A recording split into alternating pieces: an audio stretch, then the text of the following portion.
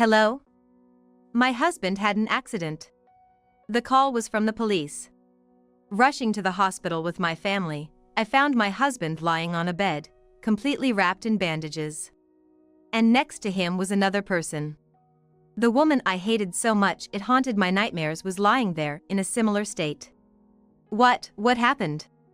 My husband's complexion turned even paler when he saw us enter the room.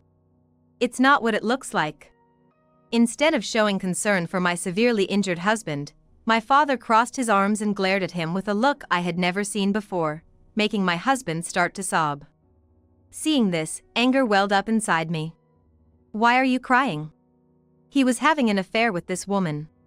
That was something I could never forgive. The other party was too vile. And then, the situation took an unexpected turn. My name is Jessica. It's been 10 years since I married, and my relationship with my husband, Michael, is still good. We are known as a loving couple to those around us. I met Michael through an introduction by my father, Raymond, in what was essentially an arranged meeting. There's a fine young man in the company perfect for Jessica. Would you meet him just once? My father runs a company and mentioned there was a promising young male employee. It was rare for him to ask for favors. I agreed to the matchmaking meeting, wanting to help my father out. Sigh. A matchmaking date with the president's daughter, he can't really say no, poor guy. With that thought, I headed to the private dining room of a fancy restaurant arranged for the matchmaking. Surprisingly, I fell in love at first sight with the man sitting across from me. He was an elite graduate from a national university, a rising star in the company, handsome, plus friendly and easy to talk to. The more we talked, the more I was drawn to Michael's character. But knowing he couldn't refuse a second meeting because I was the president's daughter, I tried to end the meeting without revealing my feelings. Despite this, Michael said he wanted to meet again. I was overjoyed at that moment. Soon enough, we got married and were blessed with 3 children. Our kids grew up to be honest and kind, and I often feel I am truly fortunate. However, lately, I feel like the conversations between Michael and me have decreased, especially when it's just the two of us. Conversations with the children are normal, but conversations between the two of us have decreased dramatically. Even when I try to initiate, he gives half-hearted responses while on his phone, which is starting to make me sad. Now, 10 years into our marriage with 3 kids ranging from upper to lower elementary school. I'm still just 32 and in my prime. It's not wrong to want to feel like a woman in front of my husband, not just a mother, right? I don't necessarily need the lovey-dovey stuff, but I want to feel like we're still romantic partners. Is Michael going to be late again tonight? It's 11 p.m., the kids are asleep, and I'm waiting for Michael in the living room with the TV on. I must wait for him tonight. I need to hold his hand, I need that energy recharge. I've been having the worst dreams lately. In them, my despised older sister, Laura, appears and takes away something precious to me every time. These aren't just dreams, but memories from the past, and I hate that I have to relive those awful feelings. My sister was beautiful but notoriously ill-tempered. Particularly harsh with me, starting in upper elementary school. The bullying began with typical schoolyard torments and grew more insidious over time. She destroyed and stole things I cherished. Not just objects but relationships too. I was isolated throughout my school years. My parents always protected me, but there's only so much they could do under the same roof. There is a limit. That's why they encouraged me to marry early. The harassment from her lessened after I married and moved out, but it's the worst that she's now even invading my dreams. My sister, who left home during her student days, married quickly and just as swiftly got divorced, is now living back at our parents' home. That's why I can't go back home. I need to pour my heart out to Michael, or else I can't calm down. Whenever I suffered from my sister's actions, I would talk to Michael, and his embrace would soothe my soul. You and Dad are really close. Lovey-dovey. So lovey-dovey. Lovey-dovey. Even when nothing special was happening, we would be cuddling, much to our children's amused bemusement. Now, our conversations have dwindled. This is an emergency for me. I feel lonely, so lonely, this isn't right. My murmur is drowned out by the volume of the TV. What is Michael thinking? Will it continue like this? I hate to think so. Just then, I hear the key turn in the front door lock. I jump up and rush to greet him. Welcome home. Which one first, dinner or shower? I take his work bag with a big smile, as usual. Dinner. Michael sighs, looking tired. Tough day, huh? I'll get it ready. I hurry to the kitchen to heat up the dinner I prepared earlier. After a while, Michael follows me into the kitchen. A scene that used to be common where he would stand at the entrance, chatting until the food was ready. Such is the norm, and today, for the first time in a long time, it feels that way. It's sudden, but I've got a business trip starting tomorrow, for 2 nights and 3 days. What? That's so sudden. Where's the trip to? Florida. So I'll be leaving first thing in the morning. While loosening his tie and shrugging his shoulders, I hide my disappointment and smile. Florida, huh? Key lime pie? Cuban sandwich? You really love your food, don't you, Jessica? Michael laughs. No, it's not like that. It's for the kids to enjoy. I'll buy some. Sorry for always leaving the house stuff to you. Well, what's with the formal talk all of a sudden? It's totally fine. Taking care of the house is my job. Having married right after college, I've never worked outside. So I respect and want to support Michael, who works hard. I'm done. Should I get ready for your business trip while you eat, Michael? Nah, I'll do it myself, it's fine. You have an early start tomorrow, Jessica. You can go to bed without waiting for me. Really? Well then, I might just take you up on that. I'll see you off tomorrow then. I set the reheated food on the table and take off my apron. Good night. Michael has somehow pulled out his phone, seemingly oblivious to my words. A creeping loneliness envelopes my chest. With no response coming anytime soon, I head to the bedroom. I forgot to mention about the dreams.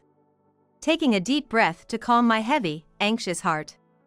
I try to soothe the unresolved worries on my own and drift off to sleep. And now, it's the 3rd day since Michael left for his business trip. I've been feeling melancholy doing the household chores alone. Truth be told, on the day of his departure, I overslept and couldn't see him off. I woke up at the usual time, only to find that Michael had already left long ago. Unable to have a proper conversation, unable to share the nightmares I had intended to talk about, and unable to see him off. For the past 3 days, I've been feeling down, unable to lift my spirits. I can still manage to be my usual cheerful self in front of the children, but it's different when I'm alone. I wish he would come back soon. I mutter to myself, and then the phone rings.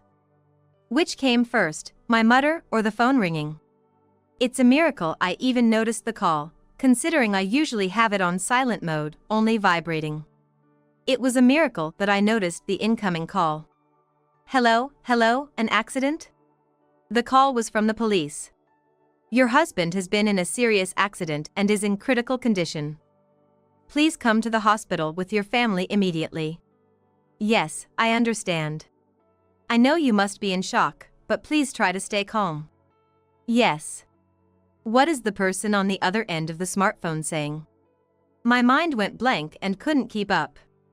Before I knew it, the call had ended. My mind raced desperately. Michael has an accident at the hospital. My hands were shaking. What should I do? Those words kept spinning in my head. Suddenly, the faces of my children came to mind, and I slapped my cheek hard. Calm down. With a somewhat calmer heart, I started calling the children's schools, my in-laws, and relatives with trembling hands. I needed to get to the hospital where Michael was as soon as possible. Somehow I made it to the hospital, and my thoughts froze again. There was my husband, wrapped in bandages, lying on the bed. And in the next bed was Laura, from my nightmares, was lying there in a similar state. What does this mean? Michael turned even paler when he saw us enter the room. Mom, Dad, oh, my father-in-law too, oh.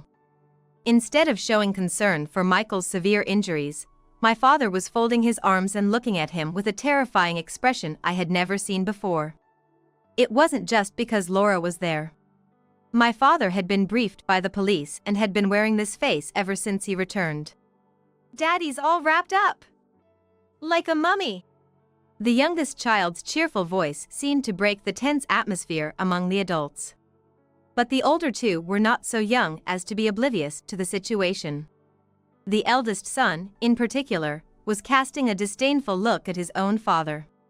And before I knew it, a man named Bob, one of my father's subordinates, was beside him, looking quite uncomfortable as he glanced at Michael. Bob. I'm sorry, but could you take the kids out for a bit? Yes, sir. Why is Bob here?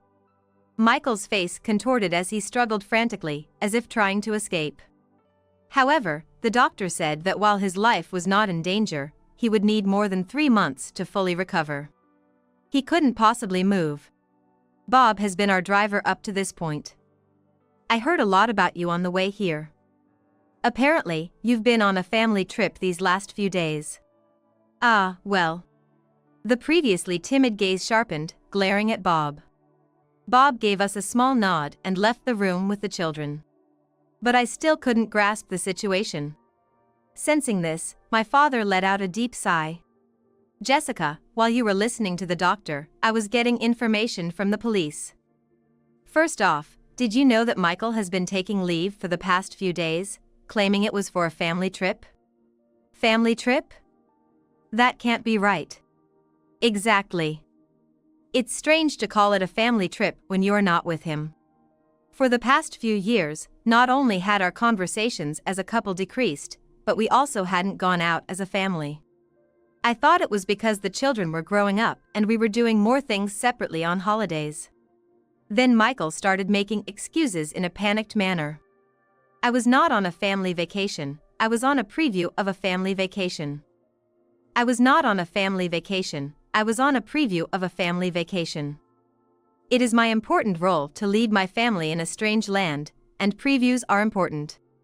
He stammered out these words. Michael's eyes were clearly darting around. But is a preview really necessary for a trip? I felt a chill settling in my heart. By the way, Michael, why are you here? What about your business trip to Florida? Business trip? What do you mean? I don't recall ordering such a thing. A cold voice and gaze pierced Michael. I heard my father's shouting voice for the first time in a long while. The hospital room was large, but aside from Michael and my sister, there were no other patients, and it was like we had the room to ourselves. Eek. This man lied to Jessica about going on a business trip, and it seems he was enjoying a vacation with Laura. I could tell my father was struggling to contain his anger as he spoke. With big sis, what do you mean? I had a feeling the conversation was heading in a direction that wouldn't be good for me. Were the nightmares I've been having a form of premonition? Is that what this was about? According to the police, they had a head-on collision with a semi-truck while traveling in a rental car. It turns out they stayed in the same room at the inn the day before the accident, discovered through inquiries with the staff there to verify their identities. Michael and Laura stayed in the same room. Anger began to well up inside me. I didn't care about the accident or his severe injuries anymore. How could you lie about going on a business trip? Oh, no. It's not. Then explain. Michael looked surprised by the anger in my voice. Did you think it would be okay to cheat because I love you? Or what? Did you marry me just because I'm the president's daughter? No. I truly love you, Jessica. How can you say such things in this situation? It's absurd. I felt like I was going to cry from anger. Glancing at my sister, her injuries seemed less severe than Michael's. She was also covered in bandages, but her complexion looked somewhat better. However, the expression on her face seemed to mock me. Why, of all people, did your affair have to be with my sister? You knew what I've been through because of her. A gleeful laugh came from next to the guilty-looking Michael. How funny. It's pretty obvious, isn't it? I'm more beautiful than you, and I have a better figure. Any normal man would choose me over you, especially as you've gone downhill since getting married. That's not true. Jessica has always been beautiful. Don't be stupid. It's too late to say things like that now. The fact that you chose me can't be erased. I chose you, but it was just a moment of folly. The only one I truly love from the bottom of my heart is Jessica. The I love you that would have made me happy yesterday, or even a few hours ago, now felt hollow and cold. The supposed loving husband looking at me with pleading eyes only stirred feelings of disgust. Stop the charade. Jessica, I received this from the police. My father quietly placed a smartphone in front of me. That familiar smartphone was Michael's. I took it and turned the screen towards Michael. Give it back. Michael's expression grew even more frantic. Ignoring his attempts to move his immobilized body, I unlocked the phone with facial recognition and opened the messaging app. Then, how pathetic, talking about loving me with all your heart. The messaging app was filled with a list of girls' names. And without exception, the exchanges on each were as dark as the color black. Heart stamps, photos that seemed to be post-intimate moments, discussions about their next date. Out of curiosity, I sent a message to the top girl asking what she was doing. Instantly, it was read, and a reply came back. Michael, I can't wait to see you again. Let's love each other lots on our next date. Polite to the end, the message was littered with heart stamps. I felt nauseous. Are all these girls from your dad's company? No, that's not it. Be clear. My father's shouting made him flinch. Not all of them. Some are from, well, dating apps. I was so appalled I couldn't find words.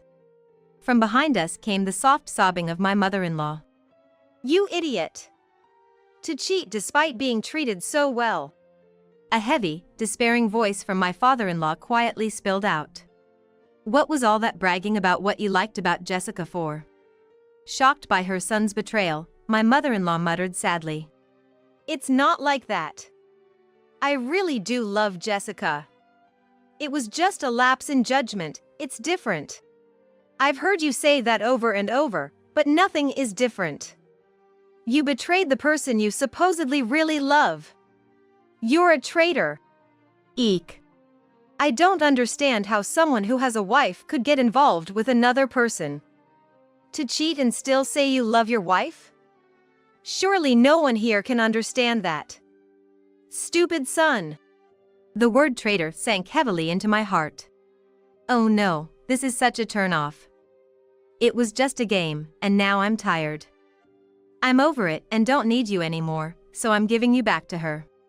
Laura's words brought a slight color back to Michael's face. That's right. I won't see them ever again. I'll cut off all the girls. So what?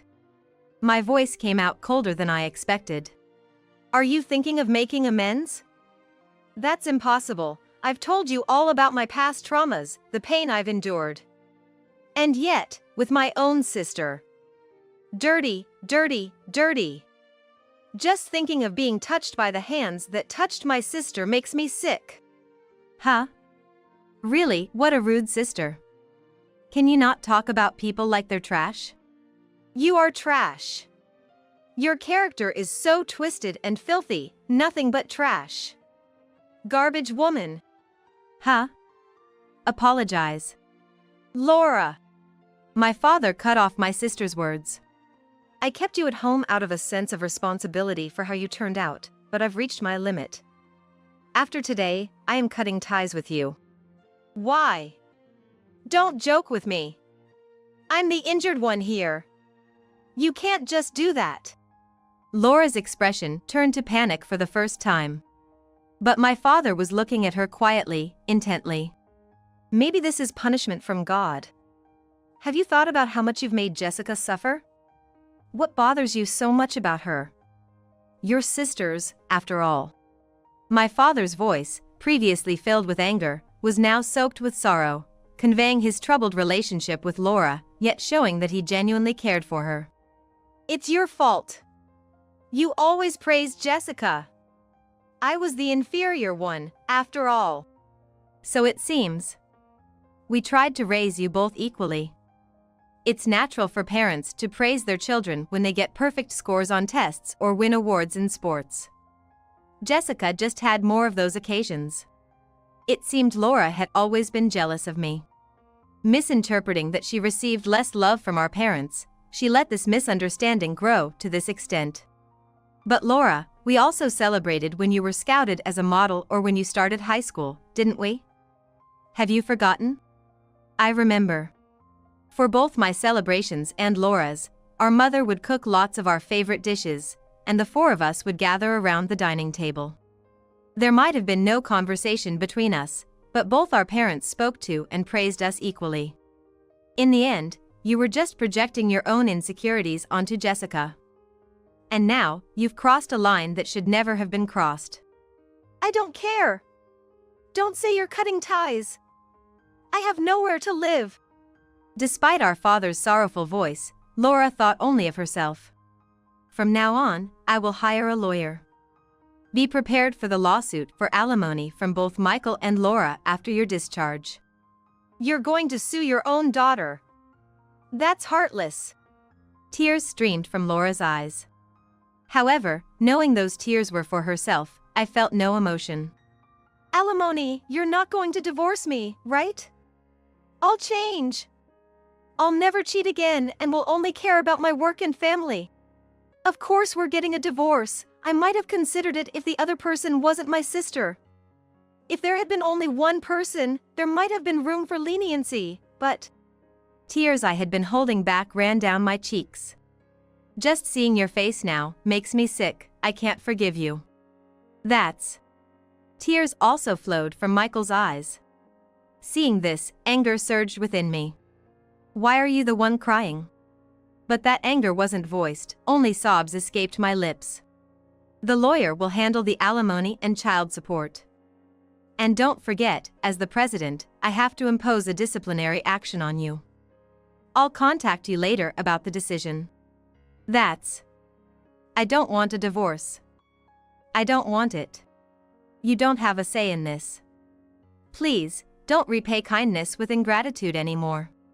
Sobs escaped Michael's mouth at my mother-in-law's words.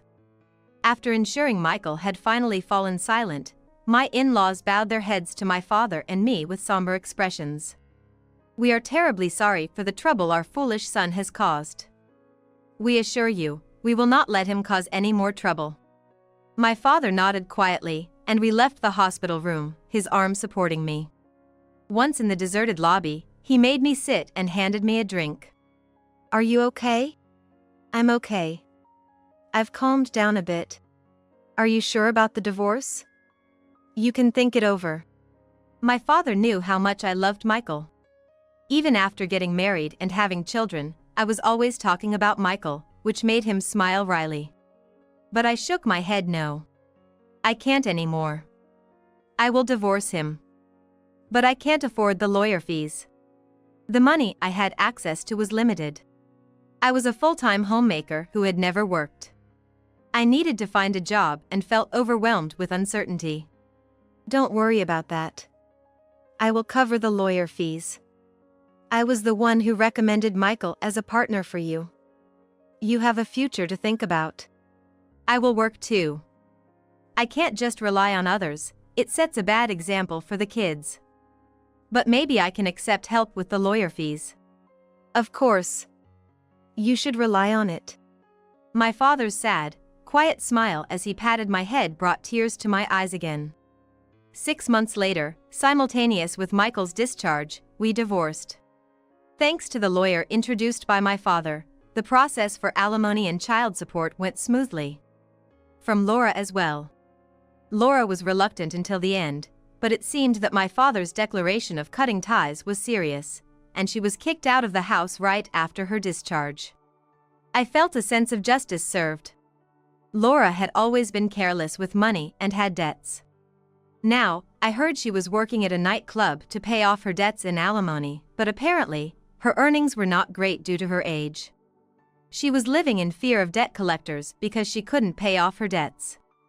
As for Michael, he was, of course, fired from my father's company. He lost his title as the prospective president and was left with nothing. No one approached the fallen Michael. The mistresses in the company quickly lost interest and left him easily. Later I learned that Michael, using his position as the future president, had lured girls with expensive gifts. Once the material possessions and status were gone, those attracted to them left swiftly. I couldn't help but laugh. But I had no intention of forgiving those women. I made sure to claim substantial alimony from each of them. While not all of it has been collected yet, I plan to receive every penny. As for me, I started working in an administrative role at my father's company. I had always been a homemaker. My body was not yet accustomed to working, but with support from those around me, I was managing quite well. My personal life was also supported by my children.